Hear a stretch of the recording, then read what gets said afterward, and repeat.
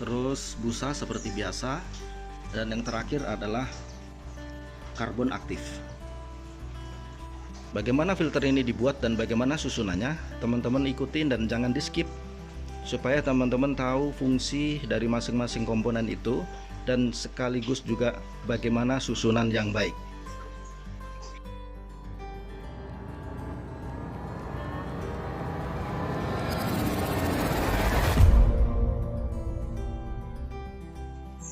Halo, assalamualaikum warahmatullahi wabarakatuh. Selamat pagi dan tetap semangat buat teman-teman semua. Selamat datang kembali di vlog saya. Yang kali ini saya akan membahas filter untuk lubukan burayak giant saya, agar bisa memaintain air dengan baik, sehingga dengan filter tersebut diharapkan SR atau survival rate ikan tersebut menjadi lebih tinggi, dan juga mempercepat mutasi ikan karena kualitas air yang meningkat sangat baik. SR adalah survival rate atau tingkat hidup ikan-ikan yang kita pelihara. Jadi dengan SR yang tinggi tentunya hasilnya akan lebih bagus karena tidak banyak ikan yang mati. Tapi kalau DR-nya tinggi, death rate-nya tinggi, itu akan menjadi kerugian buat peternak ikan hias karena banyak ikan mereka yang mati akibat kualitas air yang tidak baik. Ya, jadi ini teman-teman ya, ini ikan yang tidak sehat, kuncup, berenang malas-malesan, nggak semangat, loyo gitu.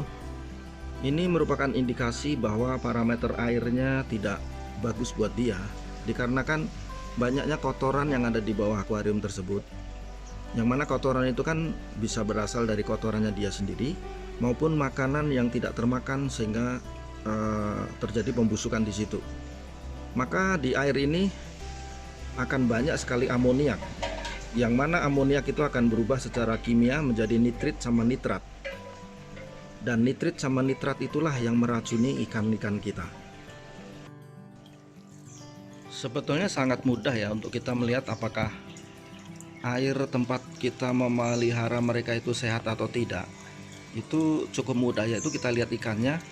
Kalau dia berenang di semua level air, atas, tengah, bawah, itu menunjukkan airnya sehat buat mereka, tidak banyak mengandung amoniak maupun nitrit atau nitrat. Tapi jika ikan lubukan kita itu kebanyakan berenang di atas, itu menunjukkan air kita nggak bener, air kita itu nggak sehat. Filter sederhana yang saya buat itu berfungsi dua macam filter, yaitu filter mekanis dan filter biologis. Nanti saya akan jelaskan apa itu filter mekanis dan apa itu filter biologis.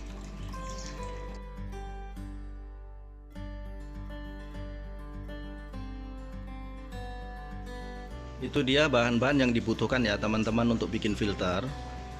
Ini toples 4 liter yang saya modifikasi. Kemudian ini pipa akuarium seperti biasa. Itu L atau keni, butuh 2. Terus kemudian pompa, kemudian silikon sealant untuk lemnya. Ini bioball, baik yang bulat maupun yang rambutan sama aja. Kemudian filter yang hijau itu filter halus, kemudian yang hitam ini filter kasar. Terus busa seperti biasa, dan yang terakhir adalah karbon aktif. Bagaimana filter ini dibuat dan bagaimana susunannya, teman-teman ikutin dan jangan di skip, supaya teman-teman tahu fungsi dari masing-masing komponen itu dan sekaligus juga bagaimana susunan yang baik. Oke, sekarang kita modifikasi toples 4 liternya. Siapkan toples 4 liter, saya rasa juga nggak mahal. Ini di sini sekitar 10.000, harganya 7.000 sampai 10.000 lah. Terus kemudian di sisi bawah kira-kira 3 cm dari dasar saya lubangin dengan menggunakan solder. Saya nggak praktekin di sini ya, saya rasa teman-teman tahu lah bagaimana bikin lubang. Terus kemudian lubang itu sebesar lubangnya L ini, lubangnya sebesar ini. Terus kemudian setelah toples ini bolong, ini dimasukin seperti ini dengan L yang satunya menghadap ke atas. Terus digunakan silikon sealant untuk lemnya, sehingga hasilnya seperti ini. Dia tidak akan bocor dan dia akan kuat di sini. Selanjutnya teman-teman potong aja itu pipa akuarium tadi sepanjang 15 cm. Seperti ini, taruh di sini. Dan sambungan ini saya tidak lem ya, karena sudah cukup kuat, jadi saya nggak lem. Terus kemudian di ujungnya kita kasih L yang kedua, makanya kita butuhkan 2 L. Ini boleh dilem, nempel ke sini, boleh juga tidak. Usahakan ujung ini dengan ujung ini, sudutnya si toples ini itu sekitar 5 cm. Jangan bikin pipa ini terlalu panjang sampai ke sini, karena nanti filternya nggak kebagian tempat nanti. Ya, jadi sisain sekitar 5 cm dari sini agar kita bisa taruh filter. Karena bagaimanapun juga setelah air nanti masuk di sini, air akan turun ke bawah melalui lubang ini, naik lagi ke sini, terus tumpah. Tapi dia butuh tekanan gravitasi. Maka air di sini di dalam toples itu akan lebih tinggi, sekitar 5 cm. Kalau teman-teman naikin ke sini, maka airnya di sini. Teman-teman nggak bisa taruh filter yang busa itu. Maka saya rekomen ambil dari sudut ini, tarik garis lurus sekitar 5 cm dari ujung pipa ini ke sini. Oh ya, toples ini juga saya modifikasi. Ini saya kasih kawat nih kawan-kawan. Di toko material banyak nih, kira-kira diameter 3 mili lah. Tekuk selehernya dia, habis itu puntir, terus tekuk ke bawah, yang fungsinya nanti buat cantolan di kontainer yang hijau tadi. Ya, kawat berfungsi untuk nyantolin seperti itu. Oke kawan-kawan, setelah lemnya kering, maka toples untuk tempat filter kita sudah siap digunakan. Maka kita mulai masuk ke susunan filter di dalamnya. Yang pertama masuk adalah bioball. Ini bioball, saya rasa kawan-kawan juga tahu, ada yang bentuknya bulat, ada yang bentuknya rambutan seperti ini. Tapi sekedar sharing saja, barangkali belum ada yang tahu mengapa sih pabrik bikin bioball seperti ini, garis-garis lubang-lubang seperti ini, atau rambutan seperti ini. Mengapa mereka bikin seperti itu? Ini ada tujuannya kawan-kawan. Seperti yang teman-teman tahu ya, bioball ini adalah rumah bakteri. Rumah bakteri yang akan memakan nitrit dan nitrat yang ada di air lubukan kita. Maka itulah untuk bioball ini disebut filter biologis. Karena dia memfilter atau menyaring air kita, air ikan kita dengan secara biologi, bukan mekanik, secara biologi. Nah, bakteri pengurai yang memakan nitrit sama nitrat yang meracuni ikan kita itu akan tinggal di bioball seperti ini. Sifat bakteri pengurai itu, mereka akan cepat berkembang biak kalau pada lingkungan air yang terjadi pusaran atau turbulensi. Bukan air yang mengalir alus, tetapi air yang berputar-putar atau turbulensi. Filter biologis ini atau bioball ini dibuat oleh pabrik dengan kontur atau bentuk seperti ini. Karena saat nanti dialirin air, di sela-sela tiang-tiang kecil ini atau celah-celah yang bulat ini, itu akan terjadi turbulensi atau pusaran air yang halus tapi berputar-putar di situ. Lingkungan air yang turbulensi itulah yang disukai bakteri pengurai. Makanya bioball itu dibuat bentuknya seperti ini, agar terjadi begitu banyak turbulensi yang membuat bakteri pengurai akan berkembang dengan cepat. Itu sebabnya kenapa bakteri pengurai tinggal di sini, dan ini rumahnya. Kita nggak boleh cuci setelah kita pakai. Sampai kapanpun kita nggak boleh cuci meskipun nampak kotor. Karena kalau kita cuci, sama aja kita menghancurkan ekosistem atau habitat mereka yang sudah tinggal di sini. Itu sebabnya kenapa, sekali lagi kawan-kawan, sekedar sharing, kenapa pabrik membuat bioball dengan bentuk seperti ini. Karena dibutuhkan turbulensi untuk tempat tinggalnya bakteri pengurai. Ya, kita lanjut ya teman-teman ya. Bioball udah saya masukkan ke toples. Kira-kira volumenya sepertiga dari toples, dari tinggi air nantinya segini. Volume bioball kira-kira sepertiga. Kenapa saya buat sepertiga? Karena saya mau bakteri pengurainya banyak hidup di situ, supaya parameter air saya menjadi jauh lebih sehat, lebih stabil, karena banyaknya bakteri pengurai yang akan memakan nitrit dan nitrat sisa dari kotoran ikan maupun makanan yang busuk. Ya, lanjut. Ini saya rada detail ya, biar teman-teman tuh paham, supaya bikinnya ntar nggak gagal. Ini karbon aktif. Isi di dalamnya tuh arang sebetulnya. Karena arang, sifat arang adalah menghisap racun. Untuk itulah saya butuhkan dia di sini.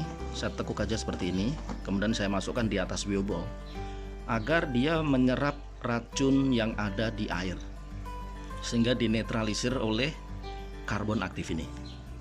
Itu sebabnya kenapa saya membutuhkan dia untuk menjernihkan air dan mensehatkan air saya agar tidak mengandung racun. Ya, karbon aktif sudah saya masukkan tuh kawan-kawan di atas biobol. Kemudian selanjutnya adalah filter halus, Japmet yang halus. Jadi mulai dari karbon aktif sampai biobol ini disebut filter biologis, karena dia membersihkan air secara biologis dengan memanfaatkan bakteri pengurai. Kemudian ini Japmet yang halus ini sudah mulai kita masuk ke filter mekanis yang akan menyerap air atau membersihkan air dari kotoran-kotoran kasar yang melewatinya. Aku masukin dulu ya. Ya, filter mekanis udah saya pasang. Japmet yang halus, kemudian di atasnya filter busa yang biasa kita kenal ya. Di atasnya untuk menyaring kotoran-kotoran kasar, kotoran-kotoran ikan secara mekanis. Ditahan di sini, sehingga yang masuk ke sini hanyalah air yang sudah bersih karena sudah difilter di mekanis ini. Selanjutnya yang terakhir adalah ini, yang kasar. Filter Japmet yang kasar ini lebih menyaring lagi kotoran-kotoran yang masuk ke air, sehingga yang turun ke sini nanti hanyalah kotoran-kotoran kecil atau sampah-sampah kecil yang akan tertahan oleh mekanis ini. Yang selanjutnya masuk ke sini sudah cenderung bersih airnya, kemudian bakteri pengurai hidup dan juga racunnya diserap oleh karbon aktif. Terus kemudian air dikeluarkan melalui pipa ini sudah penuh dengan bakteri pengurai dan bersih, bebas racun, sehingga masuk ke kontainer atau ke lubukan kita. Tentu saja sistem ini membutuhkan pompa ya kawan-kawan ya. Pompanya ini saya pakai yang wattnya kecil, jadi 8 watt. Dia total headnya bisa 1 meter naik ke atas, tapi kita cukuplah pakai 8 watt saja karena toh kontainer cuma 60 cm x 40. Mereknya apa saja, banyak dijual di pasaran.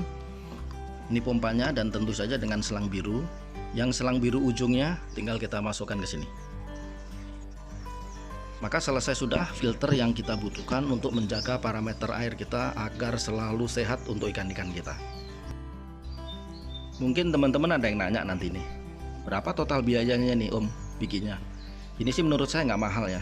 Jadi pompa, selang, termasuk biobel dan lain-lain, termasuk toples, pipa, itu sekitar satu set ini sekitar Rp75.000.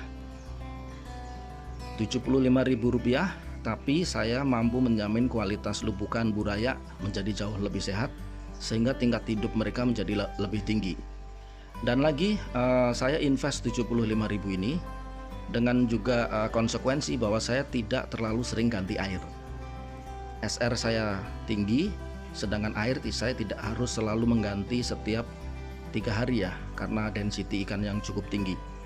Jadi pada akhirnya dia menghemat air, tetapi kita invest di awal untuk pembuatan pompa. Ya, seperti yang kawan-kawan lihat nih, pompa saya taruh di pojok, kemudian dengan selang biru saya letakkan aja selang di filternya. Kemudian filter itu airnya mengalir berputar di dalam filter, kemudian jatuh ke sini di pojok sini. Mengapa settingnya seperti itu? Supaya air dari sini menjadi arus pelan yang mendorong kotoran ke arah sini, sehingga diisap kembali oleh pompa yang ada di pojok tersebut. Maka dengan penempatan yang seperti itu, kawan-kawan bisa lihat di bawah dasar lubukan itu tidak banyak kotoran yang tersisa di situ, karena sebagian besar akan keisap oleh pompa karena kedorong oleh arus yang berasal dari deburan air tersebut, sehingga kotoran tersebut masuk ke dalam filter untuk kemudian dilakukan penjernihan kembali. Jadi dengan sistem seperti ini, selain air kucuran ini yang mendorong kotoran sehingga keisap ke filter, tetapi dia menambah DO atau dissolved oxygen di dalam air. Itulah sebabnya kenapa selain parameter airnya bagus, oksigen terlarut di dalam air juga meningkat cukup drastis. Ini menjelaskan kenapa ikan berenang di semua level air, di bawah, tengah, dan atas, menunjukkan bahwa seluruh area air yang ada di dalam lubukan ini dipenuhi oleh oksigen yang akan menyehatkan ikan-ikan yang kita pelihara. Maka dengan sistem filtrasi seperti ini, saya tidak harus mengganti air secara rutin ya.